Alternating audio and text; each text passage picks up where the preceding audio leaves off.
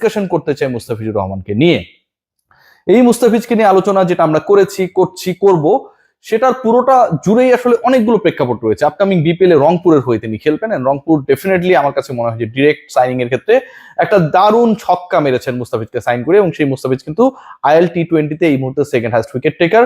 এরপর যে ঘটনাটা ঘটেছে আমরা খেয়াল করেছি, মুস্তাফিজুর রহমান কলকাতা নাইট রাইডার্সের নকরে 20 লাখ টাকা, প্রায় 12.5 কোটি টাকা বাংলা টাকায় যদি হিসাব করি, সেই অর্থে হচ্ছে খেলতে যাচ্ছেন পরের আইপিএল এ, এবং সেখানটায় তিনি মোটামুটি 3টা ম্যাচ মিস করবেন, বাট সুস্থ থাকলে এবং তিনি যদি কনফার্ম থাকেন 11-এ সব ম্যাচগুলো খেলবেন। কিন্তু তার আগে আইএল টি20 যা করছেন এক কথায় অতি মানবীয়। এই মুহূর্তে তিনি 6ষ্ঠ ম্যাচ খেলতে নেমেছেন, এই ম্যাচে তার আসলে রোলটা তিনি শেষও করে ফেলেছেন, এবং 6ষ্ঠ ম্যাচে তার উইকেট সংখ্যা 14, এবং এই 14টা উইকেট যে মুস্তাফিজ পেয়েছেন তিনি, যদি আমরা পুরো ট্যালিটা দেখার চেষ্টা করি, টপ চার্ট দেখার চেষ্টা করি, 2 নম্বরে রয়েছেন। যিনি টপে রয়েছেন তার থেকে একমাত্র উইকেটের সংখ্যায় বেশি, এবং তিনি একটা ম্যাচ বেশি খেলেছেন। মুস্তাফিজুর রহমান আজকের ম্যাচে যেটা করে দেখিয়েছেন অতি মানবীয়, কারণ আপনি 1 ওভারে একবার 3 উইকেট পেতে পারেন। টি20 কথা বলছি, কিন্তু it's not about the 50 ওভার্স cricket, যেখানে একজন বোলার 10 ওভার বল করার সুযোগ পেয়ে থাকেন। Only 4 overs you are having.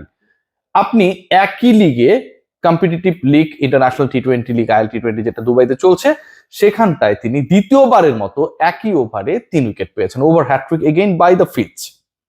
এবং এদিন যে কাজটা তিনি করেছেন, টপ 2 জন রান স্কোরার প্রতিপক্ষের যারা ছিলেন তাদেরকে তিনি ফিরিয়েছেন, তাদেরকে ফিরিয়ে যে স্কোরটা হওয়ার কথা ছিল প্রতিপক্ষের, সেই স্কোরের মেরুদণ্ডটা আলটিমেটলি মুস্তাফিজুর রহমান তার ভেলকিতে ভেঙে দিয়েছেন। ভিন্স এবং ওমর জাই যে পার্টনারশিপটা, সেই পার্টনারশিপটা জমে উঠেছিল।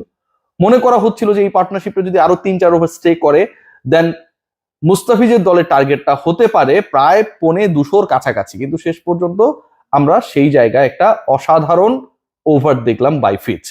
প্রথমে তিনি ভিন্সকে আউট করেছেন, দুজনকে ফেরানোর যে কাজটা তিনি করতে গেলেন, সেই কাজে মুস্তাফিজুর রহমানের ভিন্সকে যে আউট করলেন, যে এজটা হয়েছে সেটা তিনি টের পান নাই, আম্পায়ার এবং কিপার টের পেয়েছে, ফিচ টের পাননি। আপনারা যদি ওই আইএল টি20-র পেজে গিয়ে দেখেন তাহলে অনেকটা সেই ব্যাপারটা লাগবে যে এত বড় এজ কিন্তু মুস্তা কেন টের পেলেন না, মুস্তাফিজও টের পাননি। নিজের বল নিয়েই মুস্তাফিজ নিজে কতটা ক্যারিশমেটিক যে নিজেও টের পান না আসলে কতটা জাদু করেন।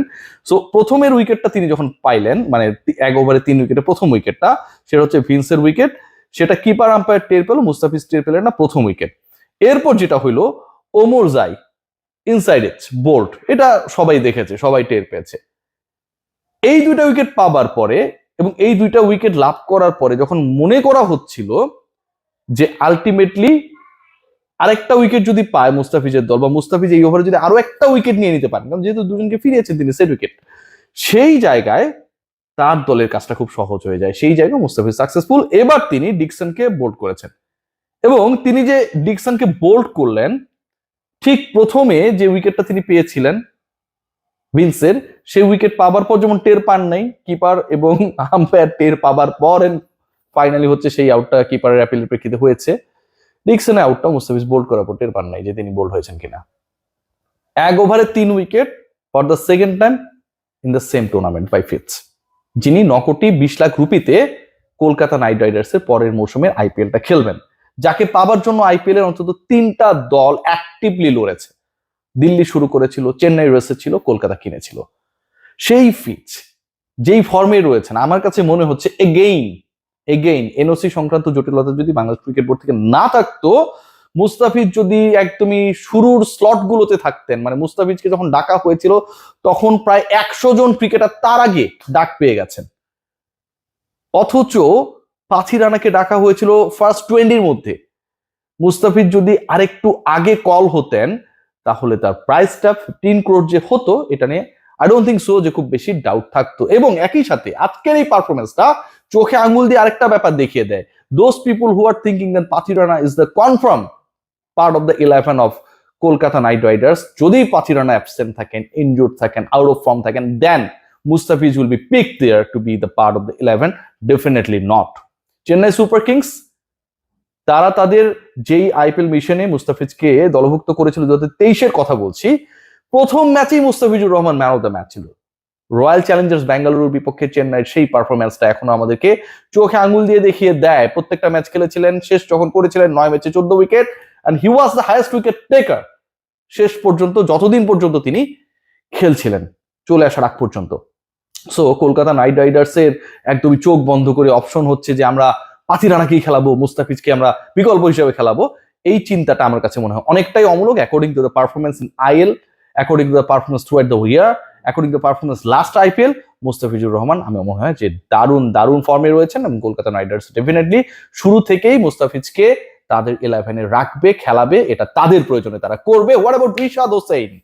হোবার্ট হ্যারিকেন্সের হয়ে খেলছেন রিশাদ, এবং রিশাদের এই মুহূর্তে অবস্থান অস্ট্রেলিয়ায়। হোবার্ট এমন একটা জায়গা, মানে চরম ঠান্ডা, ভয়াবহ ঠান্ডা। আমি হোবার্টে গিয়েছিলাম যখন 2022-এ টি20 ওয়ার্ল্ড কাপ কভার করতে গেলাম। সো ওই সময়টায় আসলে হোবার্টের ওয়েদারটা এত বেশি বাজে ছিল, এবং হিমশীতল একটা ওয়েদার। অস্ট্রেলিয়ার সবচেয়ে মানে কি বলবো মিস্টিরিয়াস ওয়েদার, সবচেয়ে সূর্য কম দেখা যায়, সবচেয়ে বেশি ঠান্ডা, বৃষ্টি পড়ে। Hobart is that part. Ricky Ponting এর হোবার্ট হ্যারিকেন্সে রিশাদ হোসেন যেভাবে খেলছেন, মুস্তাফিজ উইকেট নিচ্ছেন, রিশাদ হোসেন রান আটকাচ্ছেন। টি20 ক্রিকেটে রিশাদ হোসেন আজকের ম্যাচে, এর আগের ম্যাচে আমরা দেখেছিলাম যে রিশাদ হোসেন অসাধারণ বল করেছিলেন, 3 উইকেট পেতে দেখেছিলাম। আজকে Rishad Hossain 4 over 21 run 1 wicket. কি পরিমাণ ইকোনমিক্যাল হলে টি20-তে বিগ ব্যাশে এরকম একটা ফিগার আপনি ডেলিভার করতে পারেন। সো বাংলাদেশের দুজন ক্রিকেটার রাইট নাও মানে আলো ছড়াচ্ছেন তাদের পারফরমেন্স দিয়ে, একজন মুস্তাফিজুর রহমান, একজন রিশাদ হোসেন, একজন লেগি আর একজন বাহাতি পেসার। তবে তাসকিন আহমেদকে ভুললেও চলবে না, তিনিও কিন্তু আইএল টি20-তে তার লাস্ট ম্যাচে 3 উইকেট ক্র্যাক করেছিলেন, যদিও তার দল মুস্তাফিজের দলের বিপক্ষে খুব একটা ভালো করতে পারেনি। সবাই ভালো থাকবেন, টেক গ্রেট কেয়ার। ডিসকাশন নিয়ে নিশ্চয়ই আবারও হাজির হবো আপনাদের সামনে। মাঝখানে একটু ব্রেক নিয়েছিলাম, শরীর ভালো ছিল না, সেই কারণে টেক গ্রেট কেয়ার।